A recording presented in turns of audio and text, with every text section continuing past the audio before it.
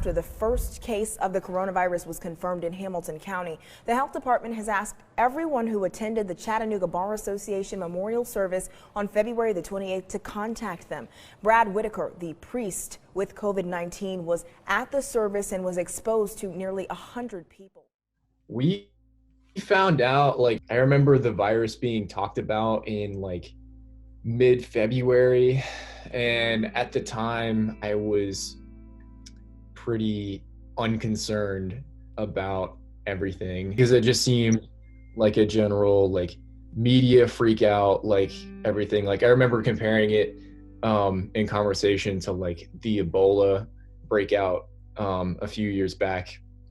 And the main difference between the two outbreaks is obviously the infection rates with those two things.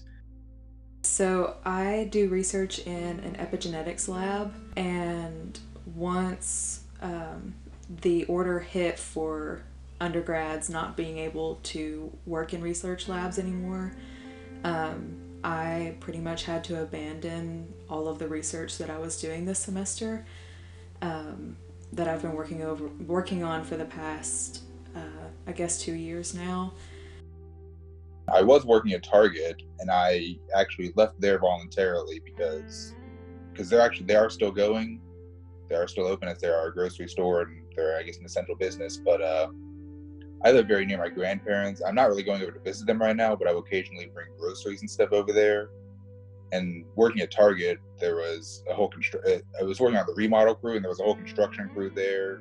So between the construction crew and just my other coworkers, if any of them happened to bring it in, I didn't want to accidentally risk bringing it to my grandparents as they're older. So I left there. I left there voluntarily. So.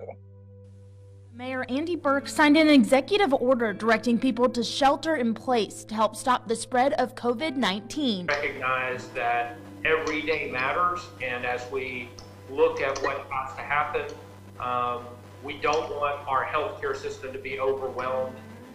Mayor Burke explained that non-essential travel must stop. This is everything except going to the grocery store or seeking medical attention. So Chattanooga is going into a lockdown tomorrow where you have to stay at home. And for me, well, personally, I think that it probably could have been done sooner, just because infection rates are so high, and I feel like people aren't taking it as seriously as they should be. So I plan on staying at home, and the only time that I plan on getting out is to just take walks around the neighborhood. My mom is a nurse in an oncology ward, and so, oncology being cancer treatment, and cancer treatment doesn't stop.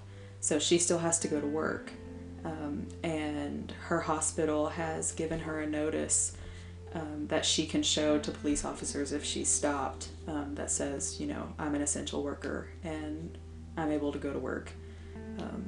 So at least she'll still be able to go out and do what she needs to do. But for me, I'll be staying home.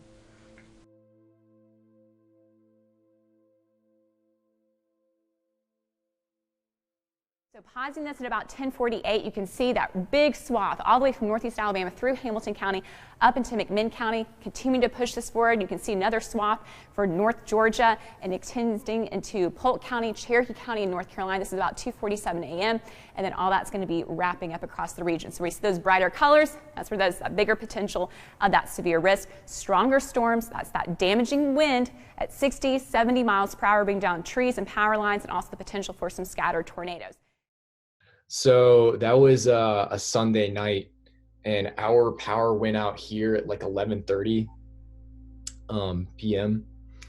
And so, we obviously had all our lights on, and then everything all at once just was taken out. And earlier in the day, there had been some thunderstorms, but it wasn't all that bad. So my initial reaction was okay, we'll be all right. The power will probably come back on sometime tomorrow, and then we'll bounce back from this, and it'll just be a night. without power, and we'll be able to deal with that.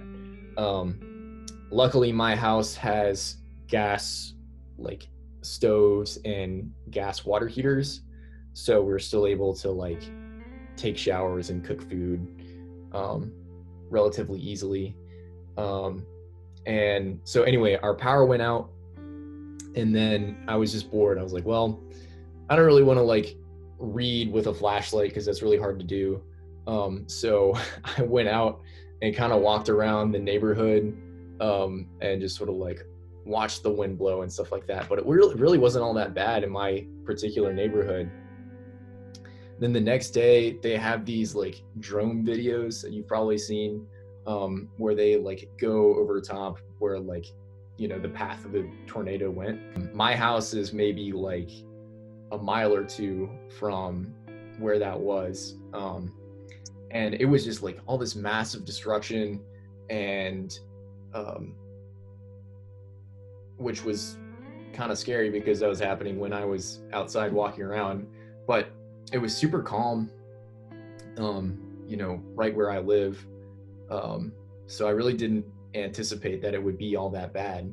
Yeah, I live downtown, so luckily it was not too affected here. I remember outside it just seemed like a very stormy day. Not dangerously stormy, just a very stormy. I drove past East Brainerd and I drove through some of the area just on the way there, and it was pretty extreme. I drove maybe about a week after it happened, or maybe a couple weeks actually after it happened. It was just, yeah, it just seemed crazy over there. There was a lot of trees down, a lot of branches still on the roads. Most of them have been cleared out, but yeah, it was pretty crazy though. And I was pretty happy that it didn't hit downtown as hard as it did over there.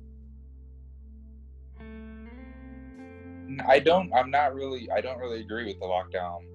I don't think it should be lifted yet because it's still, I mean, people are still getting infected. The virus is still rising, so I don't know if it's a good idea. I mean, economically, it may not be a bad idea because I think it's a good idea for businesses to maybe start getting some money again to get things flowing economically again. But I'm not sure if we're at a level where I think this might cause more people to get infected, which is not, I think that's the baseline thing we should try to avoid. And I think this may cause more people to get infected. I think that how the situation goes from here is up to, up to the government, and then also up to the general public, like following the stay-at-home orders and canceling major events. I don't know. I mean, it is like in a sense a local issue. Like I know we've had like 30 cases or something like that, which is not all that many, but still, I mean, it could be potentially devastating, if even one person had the virus and they went out, they could infect a great number of people in a short period of time, and people wouldn't find out, until it was relatively late. And So, as of today, Chattanooga has been dealing with the coronavirus for almost 2 whole months now. The city is no longer on lockdown, but it is recommended that everyone, and this is not for just Chattanooga, this is for everywhere in the United States, in some cases, many other countries as well, to just be wise about everything that's going on. I am also cautious to where if I am in public, like say I have to go to the store and buy something, then I take sanitizer with me. I don't touch anything that I don't have to. If I'm opening a door, then I open it with my hip or my elbow. Push buttons with your elbows. But yeah, I would say that I'm in a good middle where I'm just, being cautious. Just try not to go out more than necessary. Just stay home for most of it. Stay clean, wash your hands. Just wash your hands. When you go out, maybe try to wear a mask. And just yeah, just don't do anything dumb. I guess that's the last thing. Yeah. Well, I guess like wearing a mask and trying to, wash hands as much as possible, social distancing, staying 6 feet apart, and not being a part of large public spaces as much as possible.